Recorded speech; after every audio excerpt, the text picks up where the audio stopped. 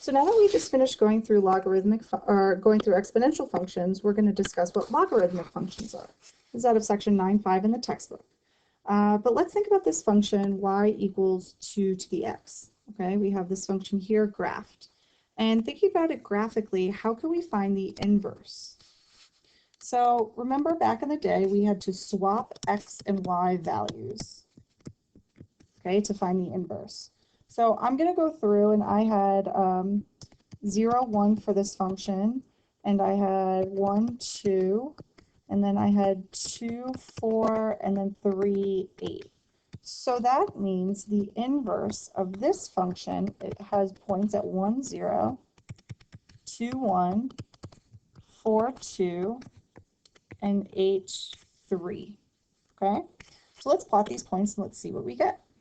So we have 1, 0, 2, 1, 4, 2, 8, 3. We have this graph here, and if we kept going with these other points, notice how we now have a graph that looks like this. And instead of having a horizontal asymptote, we have a vertical asymptote. This is a logarithm. Okay, this is a logarithmic function. So logs and exponential functions, logarithmic functions I abbreviate as logs, but these are inverse functions. Okay, so let's think about graphically or algebraically how we can find inverses. So remember back in the day, we have y equals 2 to the x, and we want to solve for, or we have to swap our x and y's. So now if I have x equals 2 to the y, when we get to this point, we don't know what to do, okay? Because when we come away with this, we have the exponent is something that we're trying to solve for. So what we have to do is create this new function, this logarithmic function. And all logarithmic functions are asking you to do is to solve for the unknown in an exponent. Okay, we're going to go through some language with logarithms. So how we solve this, we say this is y equals log base 2 of x. Okay, and that is how we get from our exponential function to our logarithmic functions. So these are inverses of each other.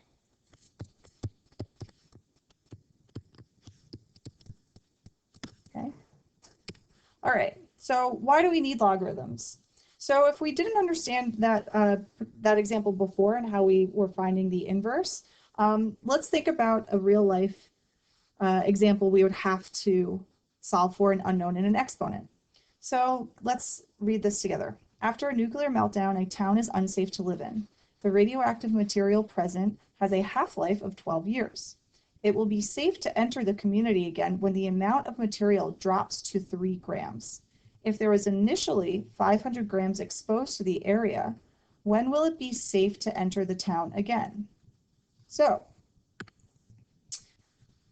notice how this is what we want it to be. This is what we started. This is the half-life, but we're solving for x. So we need logarithms to solve for variable exponents. Okay, we need them to solve for variable exponents. So we want to figure out how long it would take to for the town to be safe again. So when we're looking at these, we have some language we have to use, okay?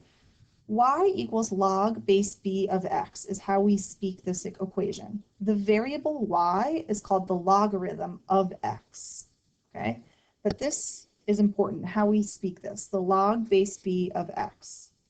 So if we think about bases, here's your base. We also had bases in exponential functions, okay? So this new notation, log base b of x. So how we speak this, we say the base raised to some number gives us x. Okay, the base raised to some number gives us x. So let's look at this first example. We got 3 examples here. So when we're looking at this problem, our base is 2. So when we read this, we say 2 raised to what number is 4? Okay, 2 raised to some power gives me 4. So 2 to the second power. So log base 2 of 4 is equal to 2. Okay. For this next one, and how we speak this, 2 raised to some number is 8. So 2 raised to some number gives me 8. 2 to the third power. So log base 2 of 8 equals 3. Log base 3 of 27. So what it's saying is 3 is our base, raised to some number gives me 27. 3 raised to the third power gives me 27. So the notation is funny, but you have to keep translating it and speaking logarithms in these sentences in order for them to make sense. So logarithmic equations and exponential equations, we have to be comfortable going back and forth between these two forms, okay? So we have log form. Anytime you see log form, you actually see the word log in it, okay? Exponential form, we're going to see an exponent. So for this one, to go from log form to exponential form, I use this trick, okay? So this base here is the same base here. So I say b to some power, so b to the y equals x. So you can use this as like a circle if you wanted to. So b to the y is x, and you could use that rotation to help you. And then if we're in exponential form, how we speak this, we say, all right, the exponent y equals log and then base b of x. Okay, so if y equals log base 9 of 81, then we know 9 to the y power gives us 81. And so y equals 2. Okay. Okay, so we're going to write each as an exponential equation. So another way, you can use arrows, but I like grouping them as well. So I like saying, okay, what is my base? Always ask yourself what your base is. So I say 4 to the negative second equals, and then what's left out, 1/16. Okay. 5 to the second gives me 25. Okay. Or you can use that arrow visual. So you can say 2 to the 1/2 gives you the square root of 2. Okay, so we're just translating this back and forth between exponential and log function. Okay, so now from log equations to exponential to logs. So the exponent, always start with the exponent equals log and then the base of the number, okay, or the expression. So the exponent is 3, so log base 9 of 729 is equal to 3, okay? For here, I have the exponent. Negative 2 equals log, and then the base, it's the same base, base 6 of 136. And then for here, we have 1/3, the exponent equals log, base 5 of the cubed root of 5. Okay, so going back between these two forms is going to be something that we're going to stress and practice the whole unit. Okay, so we want to find the value, the number that each logarithm is equal to. So when we speak this, we think, okay, this 4 is the base. So 4 to some power gives me 16. 4 squared gives me 16. So log base 4 of 16 is 2. Here we have 10. 10 raised to some power gives me 1/10. 10 to the negative first gives me 1/10. Okay. So if we wanted to, we can rewrite this as like 4 to the x equals 16 and then solve. You can say 10 to the x equals 1/10 and then solve, or you can do it in your head. So 9 raised to some power gives me 3. So how would I get from 9 to 3? Well, I would have to take these bases and solve like we had in our previous class. So 2x equals 1, and x is 1/2. Now, if you recognize that right away, that's okay to write it, but some people may need to kind of see it all out. Okay, and then 49 raised to some power gives us 7. 49 to the 1/2 gives us 7, right? The square root of 49 gives us 7. All right, so now solving these equations. So again, we're going to use this method of grouping. So 4, the base raised to an exponent, is 1/4. Okay, so x is -1 for this first one. Here we have 5 to the third gives us x. So x is 125. X to the second is 25. So when we take the square root of both sides, x equals 5. Okay. And then for this next one, 3 to the x equals 1.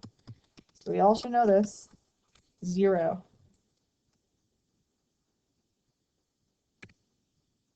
Okay, so here's some properties of logarithms. Log base b of 1 is always 0, because if I wrote this as b to the 0 power, we know anything to the 0 power is equal to 1. So that's something we should know. For this next one, if we have log and the base and what we're taking the power of is the same, all raised to that exponent, that's equal to x. So if I rewrote this to x as exponential form, I have our base b raised to the x equals b to the x. So notice how these exponents are equal. So this x here is the same as that x up there.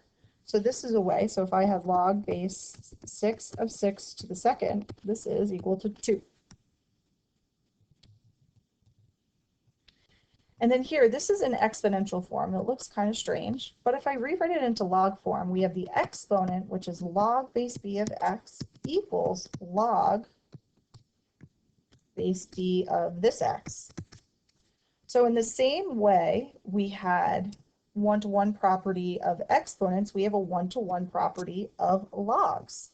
Log base b of x equals log base b of x, so I know x equals x. So this x up here is the same x that is equal to, okay? So if I had 4 raised to the log base 4 of 7, I know that will have to equal 7.